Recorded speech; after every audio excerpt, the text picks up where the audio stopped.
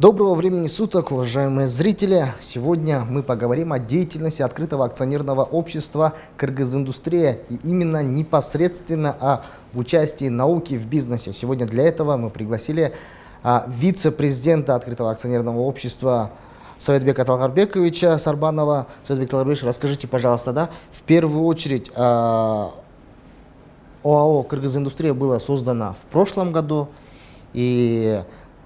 но фактически мы начали работать буквально 4-5 месяцев назад. Именно вашим блоком, какая работа была проведена за это время, какие успехи есть уже?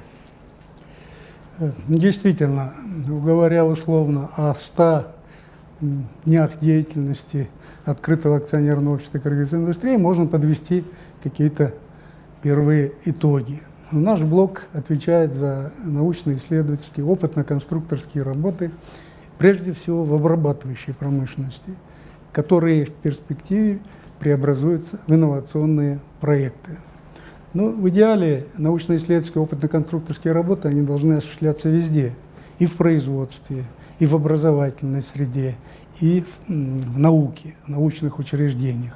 Недаром Кабинет министров Кыргызской Республики настаивает на том, чтобы мы переходили к инновационной экономике. Поэтому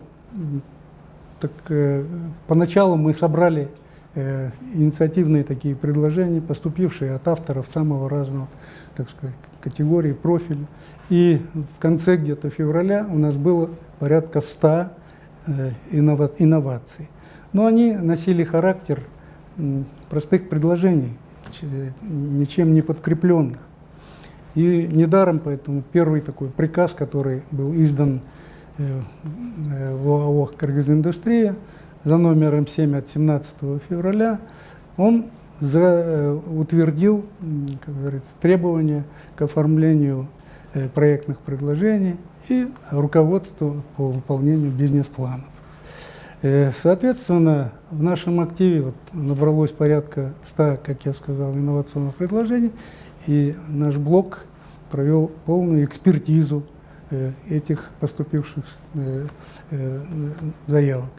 В основном мы дополняли их вопросами маркетинга, соответствия техническим требованиям и регламентам, экологии, промышленной безопасности, изучали инфраструктуру, которая предполагается для реализации этих проектов, в частности, транспортное обеспечение, энерго-водоснабжение, обеспечение сырьем, обеспечение инженерными коммуникациями. И после такой работы на сегодня у нас набралось порядка 45 инновационных проектов, которые отвечают именно требованиям, поставленным Кабинетом министров по импортозамещению и потенциальному выходу на рынок сбыта. Что касается, что сделано, непосредственно такую роль в реализации играет наш промышленный блок, но инновации проходят через нас. И на сегодня, в мае-июне, мы можем сказать, что стартовали 12 инновационных проектов. Причем профиль этих проектов довольно разный. Просто я так назову, что для лучшего понимания. Например, «Кыргыз-Кыш» – это производство кирпича на базе местной глины. «Кыргыз-Мык» – это производство столь востребованных сегодня метизов, то есть гвоздей, шурупов, шайб, все, что это, так сказать, очень нужно. «Кыргыз-Топчу» – это производство, швейная фурнитура, производство пуговиц, застежек, кнопок, молний, замков. То есть все, что необходимо для швейных изделий. «Кыргыз-Эльмаш» – это создание электротаксопарка. «Кыргыз Авиа Airways» – это улучшение авиаперевозок между регионами страны, авиаперевозок грузов и пассажиров. То есть это понятно, да? «Кыргыз-Бетон-Курулуш» – это итальянские технологии в производстве строительных материалов. «Кыргыз-Айнек» – это создание стеклотарного завода.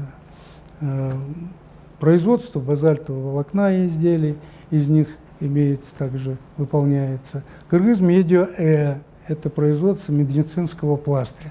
То есть, как видите, совершенно очень разные вот этих проектов профиль. Ну и, соответственно, мы еще работаем над созданием сейчас научного информационного портала для того, чтобы обеспечивать трансфер технологий через интернет, проводить инжиниринговые, так сказать, дела и обеспечивать наши подведомственные предприятия консалтинговой, аналитической, информационной поддержкой. Насколько важна связь научной среды с промышленностью и почему необходимо привлекать, получается, Национальную академию наук, те же самые вузы, потому что все мы помним, мы вот подписали меморандум с Политехническим университетом. Вот насколько именно важна работа в этом направлении? Ну, мой предыдущий такой опыт работы, он подтверждает, что определенный инновационный задел, он сформирован именно в учебно-образовательных центрах. Нынешняя, так сказать, учебная программа, она предполагает не только привитие функций там, образовательной и исследовательской, но также и создание инноваций, доставка этих инноваций до потребителя, коммерциализация полученных знаний, оформление патентов на интеллектуальную собственность. То есть много вот таких аспектов. И очень важно, чтобы специалист был востребован на конкретном производстве. Поэтому наш блок, он разработал, так сказать, проект договора о сотрудничестве с университетами. И в нем оговорены такие моменты, как значит, подготовка востребованных кадров. Для того, чтобы кадр готовился для конкретного рабочего места, значит, мы обеспечиваем им все виды учебных практик. В конечном итоге это же только на пользу. Человек, зная, куда он идет, он и выполняет и курсовые работы, и выпускные квалификационные работы. То есть он уже знает, где пригодятся его условия. Ну, руководители учебных подразделений, они находят с нами понимание, быстро, так сказать, реагируют на наши, так сказать, к ним обращения.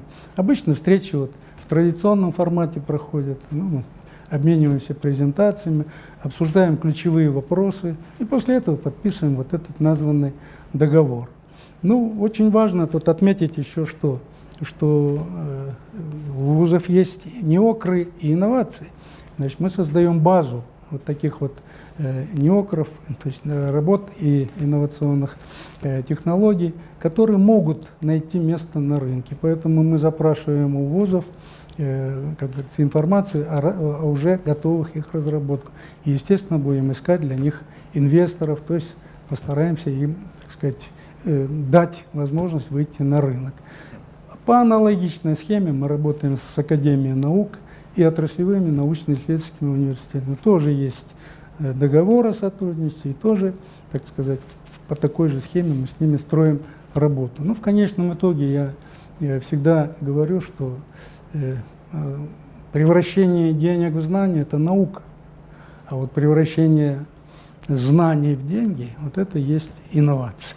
Мы подписали договор с Политехом. В перспективе сколько и какие вузы именно в Кыргызстане? Есть ли вероятность того, что мы в скором времени начнем сотрудничество, скажем так, с международными зарубежными вузами? Я думаю, здесь ограничений у нас никаких нет. Во-первых, мы подходим все же говорят, у вас обрабатывающая промышленность, то есть технический профиль.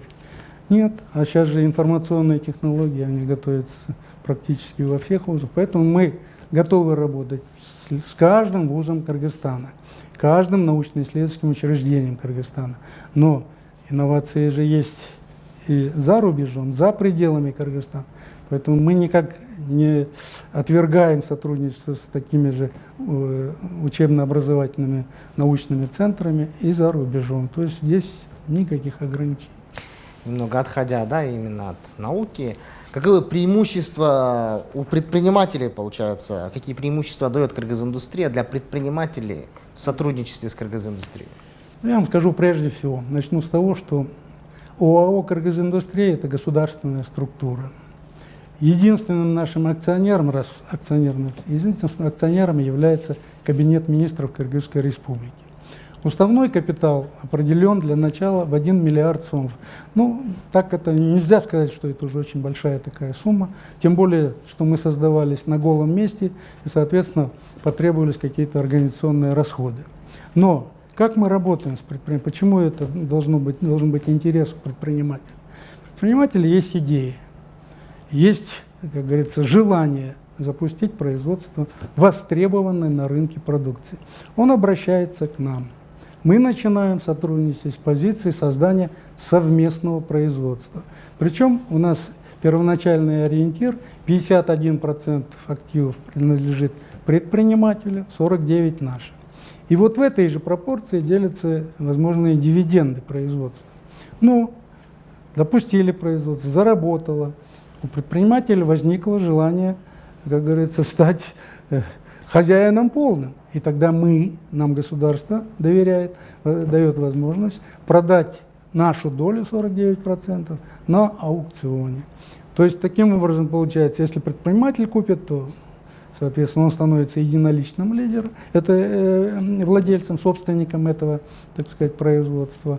Ну, а мы увеличиваем, продав свою долю, увеличим свой уставной капитал и, соответственно, наращиваем потенциал для развития новых производств. То есть мы можем опять работать дальше, расширяясь, так сказать. То есть вот такова схема.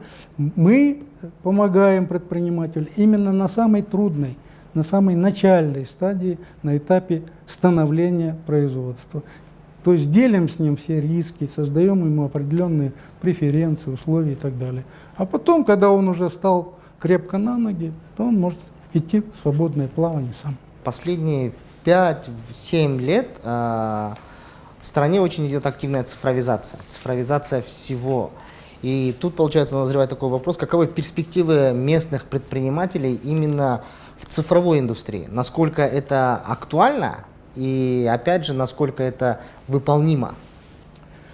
Очень правильная, я считаю, постановка вопроса. Мы сейчас живем в эпоху цифровизации, в эпоху, как говорят, начала на пороге 4-й промышленной революции. О чем она говорит? О том, что заводы должны быть умными, где физические структуры и виртуальные структуры, системы очень плотно взаимодействуют друг с другом и порождают возникновение новых товаров, новых, как говорится, услуг, которые востребованы на рынке. Значит, чем дальше мы идем в этом направлении, чем дальше наша экономика развивается, тем востребованность именно в IT-технологиях будет, значит, только усиливаться. Поэтому в нашем блоке присутствует 2 отдела. Отдел цифровизации и отдел IT-программирования. Но в перспективе же возникают задачи. Вот сейчас вот я несколько таких вам примеров покажу. Ну, например, вот я назвал, не назвал, наверное, есть проект Кыргызчеттранс. Он, как говорится, отвечает за оперативное, так сказать, продвижение товаров через нашу территорию. Ну, например, поступает контейнер на границу с Китаем, проводится через нас и поставляется дальше в страны Евразес или в Европу. То есть вот этот нюанс. И, так сказать, у нас, пока мы сталкиваемся с заторами на границах, там есть какие-то проблемы, правильно, несанкционированные остановки. А как этого избежать? И вот мы сейчас пришли к тому, что надо внедрять, очень актуально становится, навигационные электронные пломбы. Это устройства, которые требуют определенного программного обеспечения. И, значит, мы готовы сотрудничать с айтишниками, то есть предпринимателями, владеющими IT-технологиями и так далее, чтобы начинять вот эти умные пломбы. Мы хотим создавать очень востребованный сейчас контрольно-кассовый аппарат. Это тоже умная машина, помогает налоговикам, в общем, всем. Вы получаете, так сказать, чек, и вы знаете, куда вот эти суммы, которые вы заплатили за этот товар или услугу, как они распределяются, и государство спокойно, так сказать, регулирует этот вопрос, знает, что творится. То есть никуда в тень они не уходят. Значит, соответственно, и эти контрольно-кассовые аппараты требуют программного обеспечения. И опять здесь нужны услуги цифровизаторов, то есть IT-технологий, IT-специалистов. Значит, соответственно, чем дальше мы будем двигаться в этом направлении, я думаю, вопросы цифровизации только будут, так сказать, насыщаться, увеличиваться наше взаимодействие. И это веление времени. Спасибо большое за исчерпывающие ответы. А я напомню, у нас в гостях был Сарбанов Саидбек Таларбекович, вице-президент Открытого акционерного общества «Кыргыз-Индустрия».